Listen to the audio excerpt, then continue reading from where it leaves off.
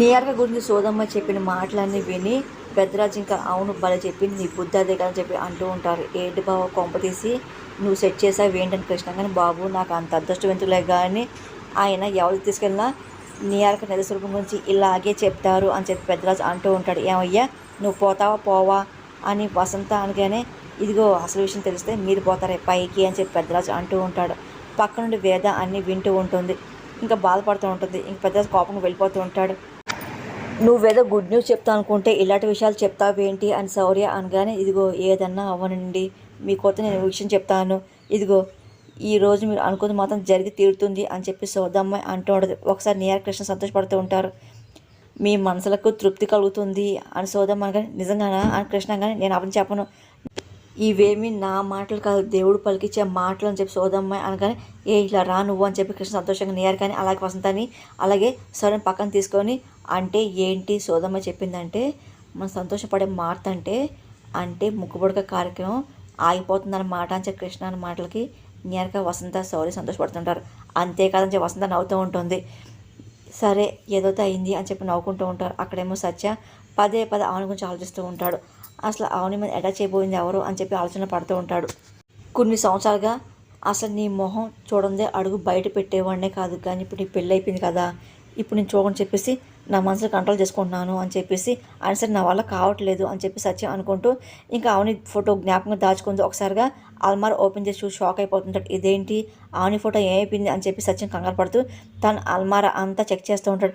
అమ్మ అమ్మ అని చెప్పి ప్రభాతిని పిలుస్తూ ఉంటాడు. ఏంటి ఏమైంది అని చెప్పి ప్రభాతి అనగానే అంటే ఆవుని ఫోటో ఏమైంది నువ్వు తీసావా అని చెప్పి సత్యం అనగానే నాకు తెలియదురా నేను తీయలేదురా నువ్వు ఒక సరిగ్గా చూడని చెప్పి ప్రభాతి అనగానే అమ్మ చెప్పు నువ్వే తీసావా అని చెప్పి సత్యం అనగానే నాకు తెలిసిన ప్రభాతి అంటది అయితే నా మీద ఒట్టేయి నువ్వు కాకపోతే ఎవరు తీస్తారు అని చెప్పి సత్యం నిలదీస్తూ ఉంటాడు.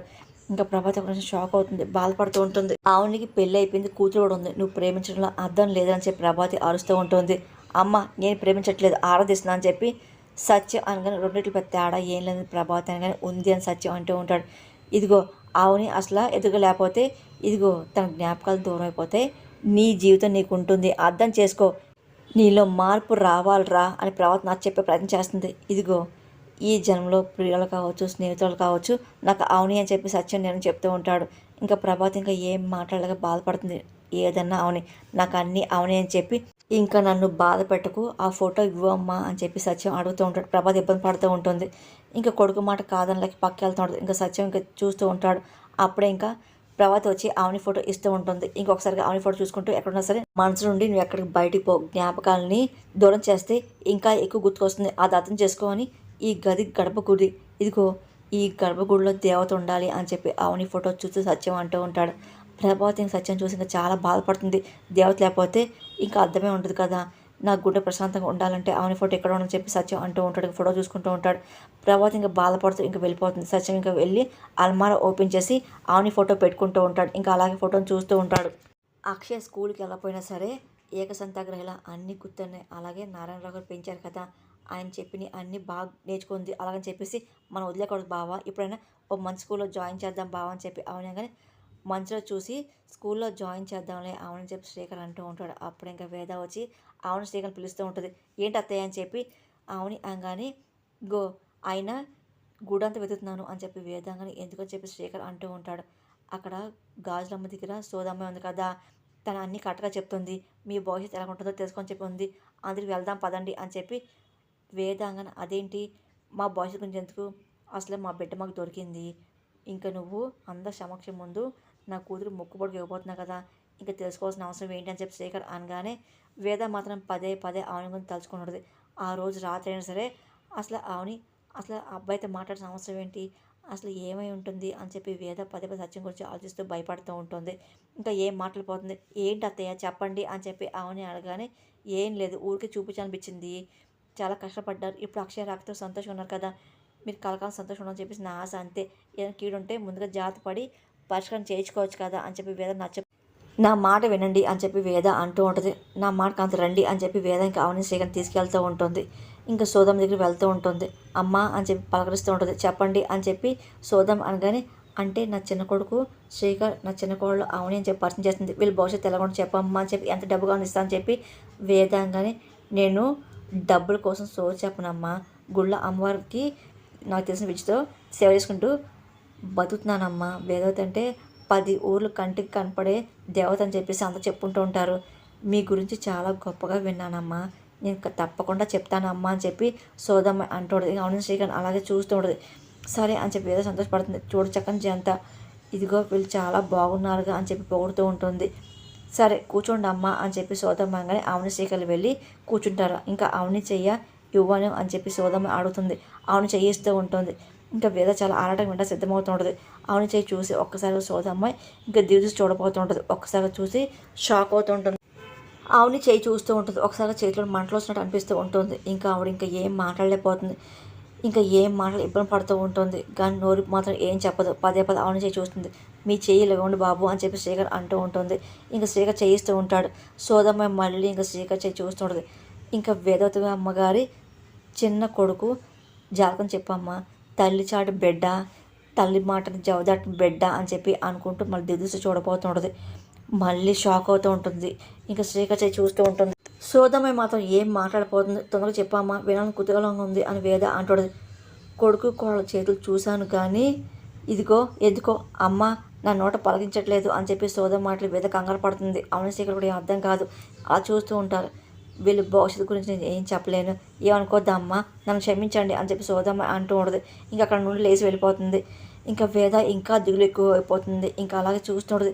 శ్రీకర్ ఆవిడకి అర్థం కాదు. ఇదేంటి అని చెప్పి ఇదేంటి అదేంటి ఆవిడ చెప్పకుండా అలా వెళ్ళిపోయింది ఏంటి అని చెప్పేసి శ్రీకర్ అంటూ ఉంటాడు. ఆయన మాకేం కాదు, మేము సంతోషంగా ఉంటాలి అని చెప్పేసి శ్రీకర్ అనగానే ముందున్న రోజులని మంచి రోజులే అని చెప్పి రెండత్తయ్య అని చెప్పి ఆవుని అనగానే మీరు ఎవరైనా వస్తా అని చెప్పి వేద అంటూ ఉంటుంది. ఇంకా శ్రీకర్ ఆవుని వెళ్ళిపోతూ ఉంటారు.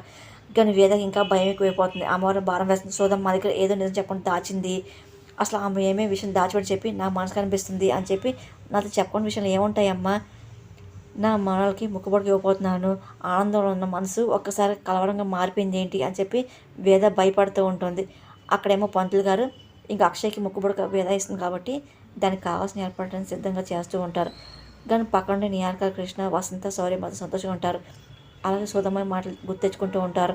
ఇంకా అలా చూస్తుంటారు. అవును వేదత అమ్మని పిలవండి, పూజ మొదలెడదాం అని చెప్పి పంతులు గారు అంటూ ఉంటారు. ఎడకు వెళ్ళింది ఇందాక కనపడని చెప్పి ప్రజలు అంటూ ఉంటారు. నేను పిలుచుకోవాల్సిన మావయ్య అని చెప్పేసి ఆవుని అంటూ ఒకసారి వెళ్ళిపోయి భయపడిపోతుంది. అక్కడ పాము వస్తుంది. పాము చేసి ఆవుని భయంగా చూస్తూ ఉంటుంది.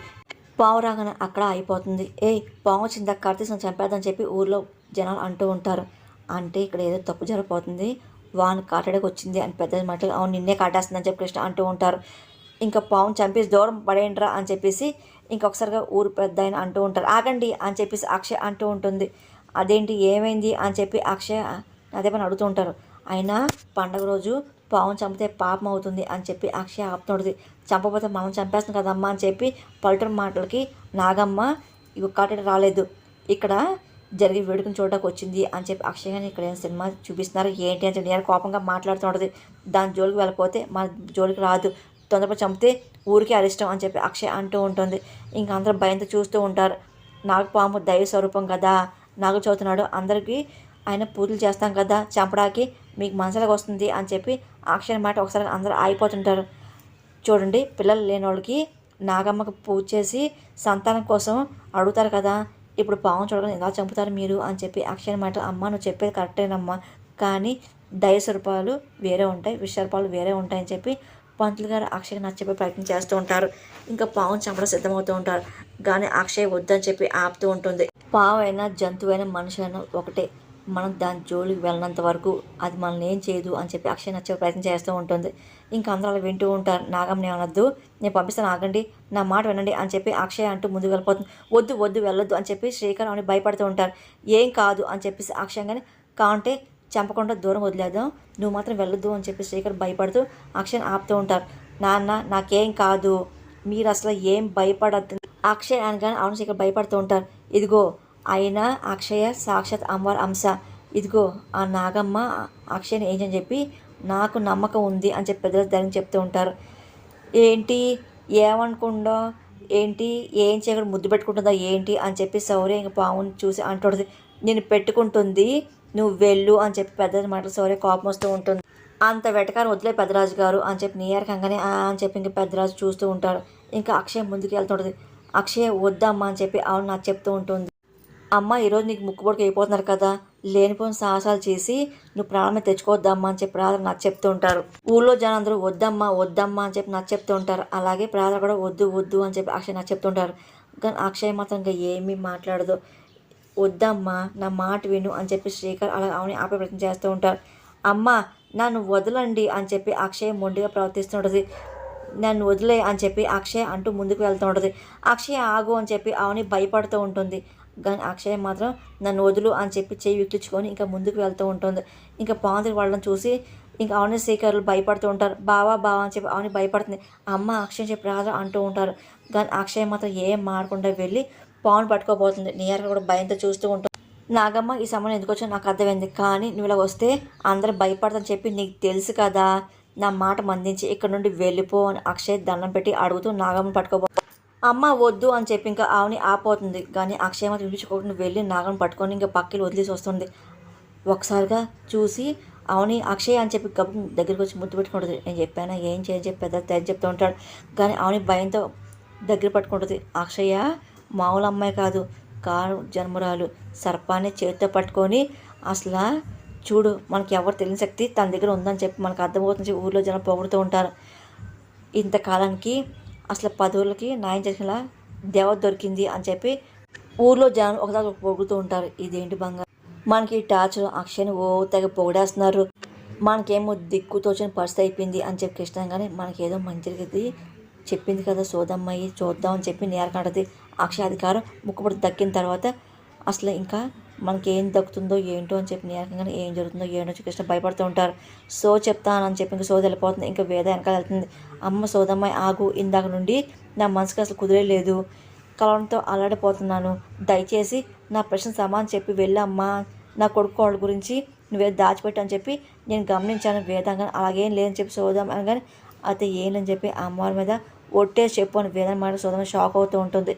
ఇంకా అలాగే భయం చూస్తుంది. ఒట్లేందుకు అమ్మ అని అడుగుతూ నా మాట నమ్మండి అని కొట్టిపాడైపోతుంది. మళ్ళీ చెప్తావా లేదని చెప్పి వేద గట్టిగా అరుస్తూ ఉంటుంది. చెప్పు అని గట్టిగా నిలదీస్తూ ఉంటుంది.